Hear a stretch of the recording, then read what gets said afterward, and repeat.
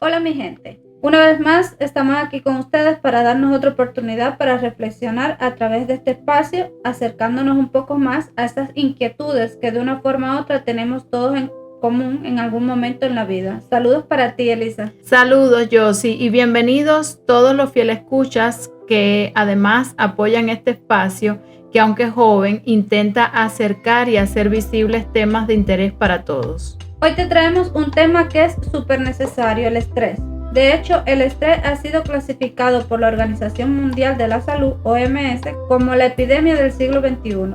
Algunos datos estadísticos nos ayudarán a entender la magnitud del problema. 9 de cada 10 personas han sentido estrés en el último año y más de un 40% de la población lo sufre de forma continua. La dimensión positiva de la salud mental ha sido subrayada en la definición de la salud de la OMS, tal cual consta en la Constitución misma.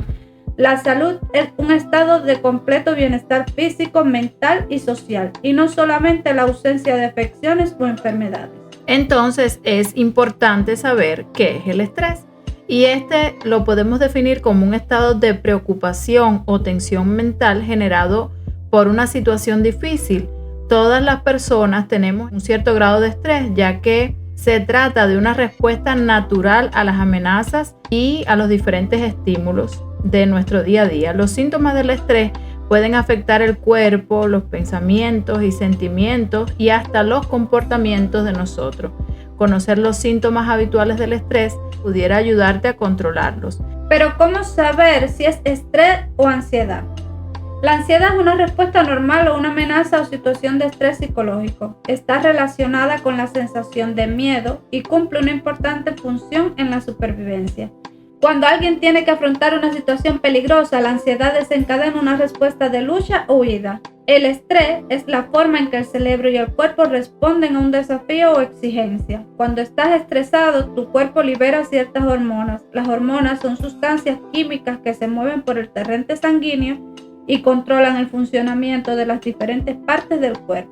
Es por eso que consideramos importantes también hablar de ansiedad y aprender a diferenciar, porque ante diferentes eventos de la vida pues reaccionamos de una determinada forma y a veces pensamos que pudiéramos estar presentando una crisis de ansiedad y realmente lo que estamos es estresados.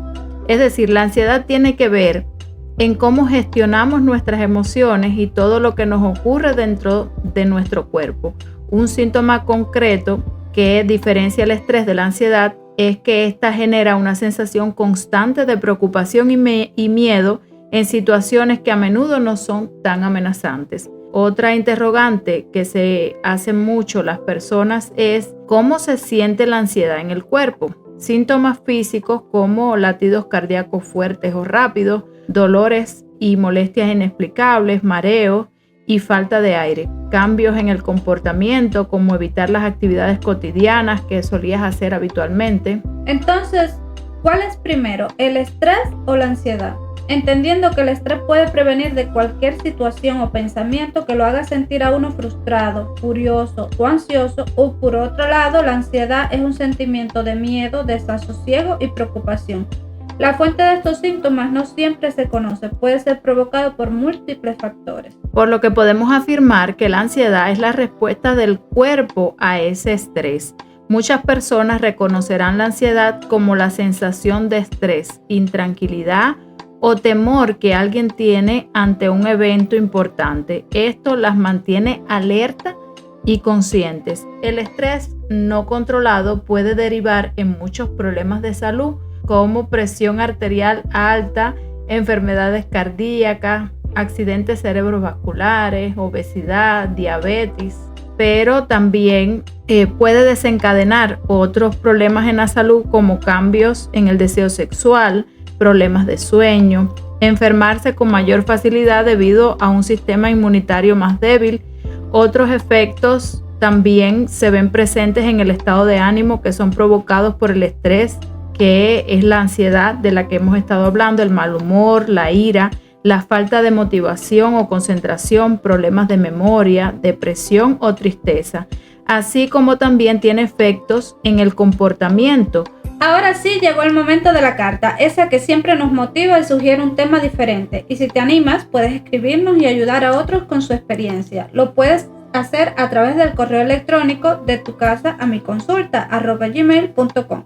Recuerda que es totalmente anónimo, lo que sí garantizamos es que encontrarás la mejor orientación posible. Quiero compartir contigo una experiencia personal que me marcó un antes y un después en mi vida. Hace algún tiempo pasé por una etapa en la que el estrés se apoderó de mí por completo. Me sentía atrapada, sobrecargada y cada día parecía más difícil de sobrellevar. El trabajo, las responsabilidades familiares y mis propias expectativas formaban una mezcla que se convirtió en una carga casi imposible de manejar. Al principio pensé que todo se solucionaría con un poco de tiempo, o tal vez con más esfuerzo de mi parte. Me decía a mí misma que debía ser fuerte, que lo que sentía no era más que una fase pasajera. Sin embargo, mientras intentaba seguir adelante, mi cuerpo y mi mente comenzaron a darme señales de alerta. Dormía mal, comía mal y sentía que mi paciencia y energía se agotaban rápidamente. Fue en ese punto donde me di cuenta que no podía seguir así. Algo tenía que cambiar y fue entonces cuando empecé a aprender sobre la importancia del autocuidado, la gestión del estrés y sobre todo la necesidad de priorizarme a mí mismo. Decidí buscar ayuda, hablar con personas cercanas y en un momento dado comencé terapia. También aprendí a tomarme momentos para mí, a establecer límites claros en mi vida profesional y personal y a no sentirme culpable por decir no cuando era necesario. Poco a poco la niebla mental empezó a disiparse. Hice algunos cambios en mi rutina diaria, comencé a practicar ejercicios de respiración y meditación, a caminar al aire libre, a desconectar de las redes sociales por momentos y a reconectar con pasatiempos que me traían paz y alegría. Descubrí que la vida no tiene que ser una carrera constante. Me permití sentir, descansar y volver a disfrutar de las pequeñas cosas que solían pasar por alto. Hoy me siento una persona más fuerte y más consciente de mis límites y necesidades. Aprendí que no pasa nada por pedir ayuda cuando la necesitamos, que reconocer el estrés no es un signo de debilidad, sino el primer paso hacia la superación. Te comparto esto no solo porque quiero que conozcas mi historia, sino porque sé que todos en algún momento podemos sentirnos abrumados y quiero que sepas que es posible salir adelante. A veces superar el estrés requiere tiempo y esfuerzo, pero también trae consigo una nueva forma de vivir, mucho más plena y equilibrada.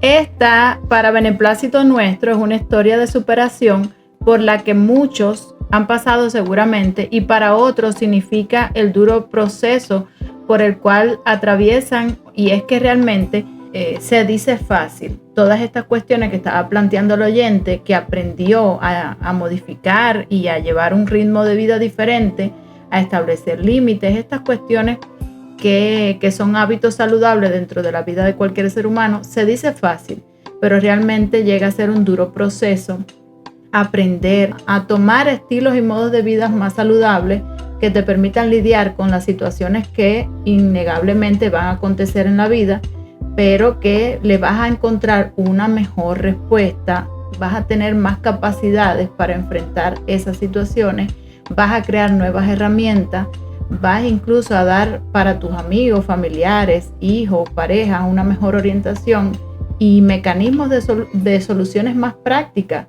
y en definitiva ser una persona más plena y más saludable mentalmente y físicamente y en definitiva una persona más feliz. Y es que los síntomas del estrés pueden estar afectando tu salud aunque no lo sepas. Puedes culpar a la enfermedad de ese molesto dolor de cabeza, de tus problemas para dormir, de sentirte indispuesto o de tu falta de concentración en el trabajo. Pero es posible que el estrés sea realmente la causa.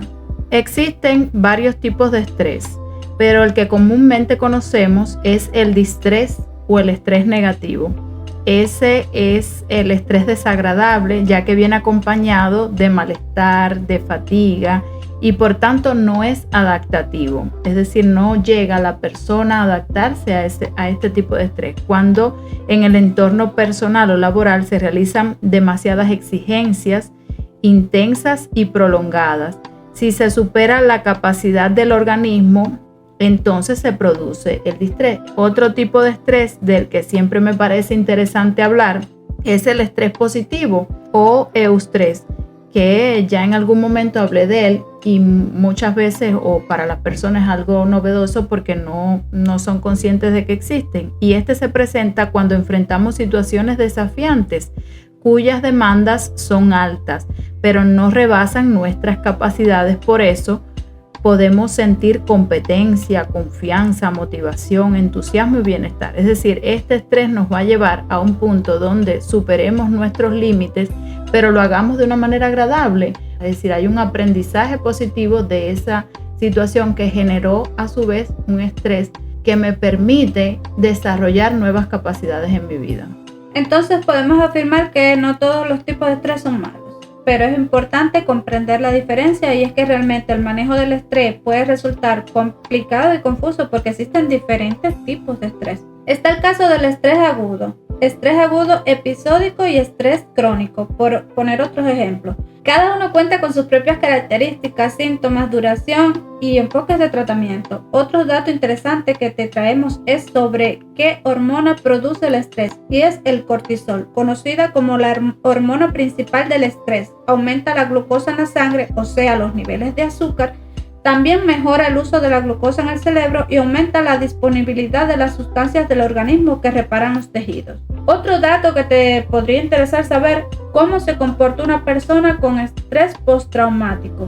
Estas personas pueden mostrar problemas para recordar detalles importantes de la experiencia traumática, tener pensamientos negativos sobre uno mismo o el mundo, tener pensamientos distorsionados sobre el acontecimiento que causa sentimientos de culpa, sentir emociones negativas continuas como temor, ira, culpa o vergüenza. Y es que conocer qué síntomas presentamos o cómo se describe esto en nuestras vidas es importante.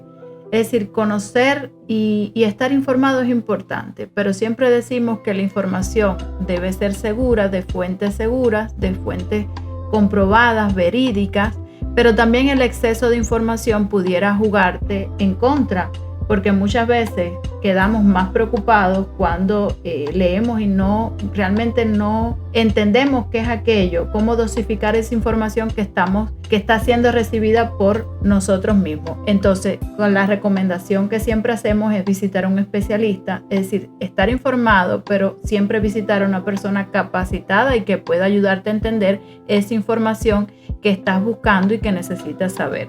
Otro aspecto importante que tenemos que tener en cuenta son los llamados estresores o factores estresantes, que estos no son más que aquellas situaciones desencadenantes del estrés y pueden ser cualquier estímulo externo o interno, tanto físico, químico, acústico o somático como sociocultural. ¿De qué estamos hablando cuando decimos factores predisponentes al estrés o factores estresores o factores estresantes? Estamos hablando entonces de estímulos ambientales, percepciones de amenaza, alteraciones de las funciones fisiológicas como enfermedades, adicciones, el aislamiento y confinamiento, bloqueos en nuestros intereses, la presión grupal, frustración, no conseguir objetivos planeados, relaciones sociales complicadas o fallidas. Por eso, si estás pasando por una situación similar, te recomendamos ponerte en movimiento para controlar el estrés. Así que tomar medidas para controlarlo puede beneficiar mucho tu salud.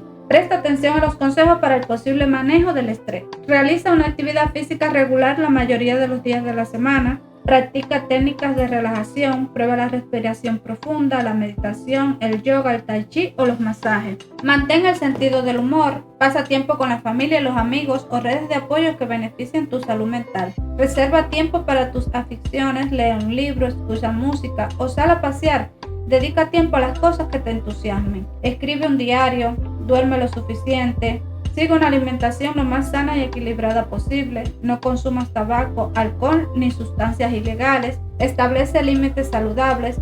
Busca asesoramiento profesional. Un asesor puede ayudarte a aprender estrategias específicas de afrontamiento para manejar el estrés. Parecen recomendaciones simples, pero que muchas veces pasan desapercibidas por nosotros porque nos dejamos llevar de la cotidianidad, del día a día, de la presión del trabajo, por la familia, situaciones y acontecimientos que estamos enfrentando diariamente o situaciones que se presentan también de forma inesperada y muchas veces nos olvidamos de pasar tiempo de calidad con nuestra familia, con nuestros amigos, con nuestros hijos, darnos a nosotros mismos también tiempo de calidad y de retomar actividades que parecen sencillas, que parecen simples, pero que van a aportar salud mental, que van a aportar bienestar y que nos hacen reencontrarnos con nosotros mismos, porque a veces dejamos olvidado o a veces cambiamos y el cambio muchas veces no es positivo, y que nos tomemos una pausa, que nos dediquemos a pensar, que busquemos estrategias,